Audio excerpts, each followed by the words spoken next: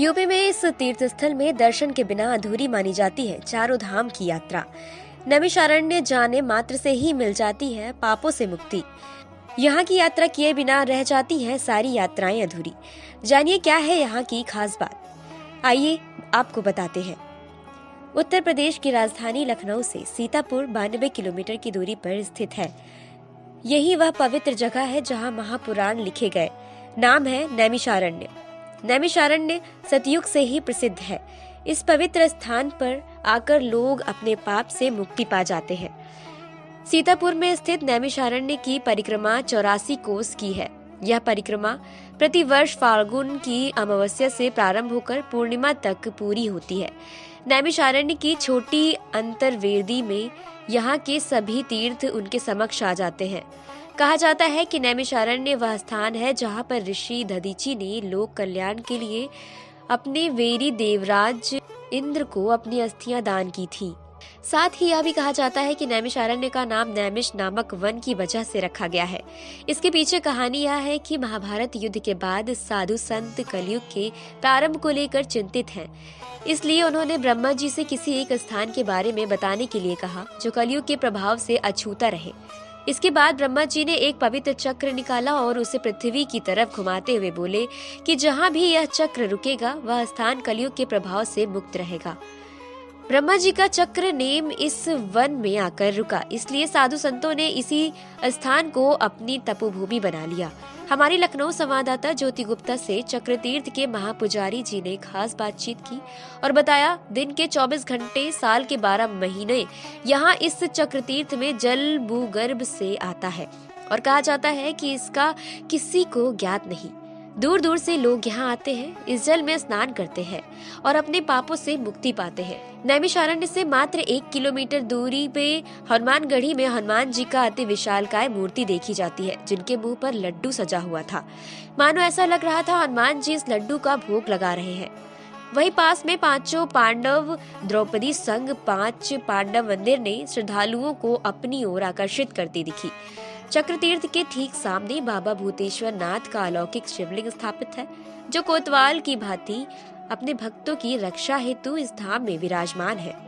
मंदिर के पुजारी निखिल मिश्रा ने हमारी संवाददाता ज्योति गुप्ता से महादेव की महिमा का बखान किया और बताया कि इस मंदिर की सबसे प्रमुख बात यह है कि एक दिन में 3 स्वरूपों का परिवर्तन है। भगवान भोलेनाथ स्वयं अपना रूप बदलते हैं। सतरज और तम प्रातः काल बाल रूप में, दोपहर क्रोधित रूप और सायंकाल दयालु रूप में प्रभु का दर्शन भक्तों के लिए होता है। यहाँ के स्थानीय निवासियों के साथ साथ उत्तर प्रदेश से ही नहीं पूरे हिंदुस्तान के कोने कोने से श्रद्धालु यहाँ पर आते हैं। बेंगलुरु आंध्र प्रदेश से आए हुए एक दंपति परिवार ने हमारी संवाददाता ज्योति गुप्ता से इस तीर्थ स्थल की विशेषता को बताया कि इस नैमिषारण्य तीर्थ स्थल में स्वयं ब्रह्मा जी ने आकर तप किया था। मैं आपका निखिल मिश्रा कात्यायन गोत्र यही नैमिषारण्य में जन्म हुआ है, यहीं पे बैठते हैं। ये एक मुख्य स्थान है भगवान शिव का। इनका एक दिन में 3 स्वरूपों का परिवर्तन है। 3 स्वरूपों का परिवर्तन है। 3 स्वरूप अपने आप बदलते हैं भगवान। सत रज और तम, जैसे सूर्य की किरणें बदलती हैं वैसे भगवान की प्रतिमा रंग बदलती है। प्रातःकाल बाल रूप, जब प्रातःकाल इस प्रतिमा का दर्शन करते हैं तो बिल्कुल बाल रूप का दर्शन है। इस समय भगवान का क्रोधित रूप का दर्शन है और शाम को बिल्कुल दयालु रूप के दर्शन है। संपूर्ण भारतवर्ष में जितने भी शिव जी के स्थान हैं वहाँ शिव के साथ महाविष्णु नहीं होते, क्योंकि शिव संप्रदाय और वैष्णव संप्रदाय भिन्न भिन्न अलग अलग होती, परंतु यहाँ परम वैष्णव विराजमान है।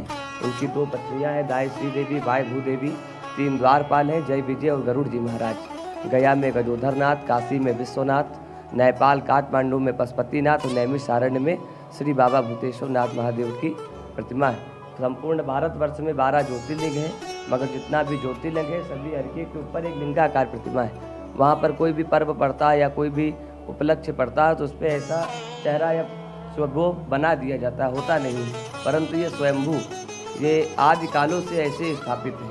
ये नैमिषारण्य के कोतवाल हैं, यही इस तीर्थ की रक्षा करते हैं। जैसा कि देखा कि इस वक्त हम नैमिषारण्य की बाबा भूतेश्वर नाथ ज्योतिर्लिंग पर खड़े हुए हैं और बड़ी श्रद्धा भाव से आप देख रहे हैं भक्त यहाँ पर आते हैं, माथा टेकते हैं, अपनी मन्नतों को पूरा करते हैं। इस वक्त हम नैमिषारण्य के चक्र तीर्थ पर खड़े हैं और यहाँ पर हमारे महाराज जी जुड़े हैं। आइए इनसे इस चक्र तीर्थ की विशेषता के बारे में जानते हैं। महाराज जी बताइए। कहा है शत्रुघ्ने नैमिषेत्रे त्रेतायाम च पुष्करे द्वापरे कुरुक्षेत्रे कलयुगे गंगा पर्वते। कलकाल में गंगा का प्रभाव है। द्वापर में जब कौरव पांडवों की लड़ाई हस्तिनापुर में हुई तो कुरुक्षेत्र में कृष्ण भगवान ने तीर्थ को बना दिया कि जिससे पाप धुल जाए। त्रेता में ब्रह्मा जी ने तपस्या पुष्कर में की राजस्थान में, तो वहाँ पे तीर्थ बन गया। ये सतयुग का है। इसकी महानता बालकांड में पहले ही दे दी है चौपाई कि तीरथ बर नैमिष विख्याता अति पुनीत साधक सिद्धाता। सभी रिद्धि सिद्धि को देने वाला ये तीर्थ है। सतयुग में दो ही तीर्थ पृथ्वी पर भार उठाने के लिए रह गए और सब अनिता जितने थे सब पाताल में जा चुके हैं। नैमिषारण्य चक्र तीर्थ के इस पवित्र स्थल पर हम सभी खड़े हैं और हमारे साथ कुछ बेंगलोर से श्रद्धालु आए हैं। आइए इनसे बातचीत करते हैं। सर, क्या नाम है आपका? मेरा नाम सुधाकर है। मैं बेंगलुरु से आया हूँ। मैं इधर आने के पहले इंदौर गया। इंदौर से महाकालेश्वर देखा है और उधर से लखनऊ आके नैमिषारण्य देखने को इधर आया। हमको बहुत इच्छा है इधर देखने का। अभी आपका यूट्यूब में हमको मालूम पड़ा है इधर कैसा करने का, क्या करने का। हम यूट्यूब को भी और आपका चैनल को बहुत शुक्रिया। सबको पब्लिक को मालूम करने को पता है। अच्छा सर, आपको यहाँ खास क्या लगा? क्या चीज़ आपको ऐसी चीज़ लगी जो आपको आकर्षित कर दी? ये तो ब्रह्मकुंड मेन। हाँ, बाद में इधर शक्तिपीठ है। माता जी का जो हृदय पड़ा है उधर हम पूजा करके माता जी को सब्जी दे के जाने का। इस वक्त हम नैमिषारण्य पर खड़े हैं और हमारे साथ कुछ भक्तगण जुड़े हुए हैं जो हमारे साथ इस नैमिषारण्य तीर्थ स्थल की कुछ पवित्र बातें हमारे साथ शेयर करेंगे। मैम, क्या नाम है आपका? सरलभ लारा नाम है मेरा, रोहतक हरियाणा। हरियाणा से आप आई हैं? जी जी।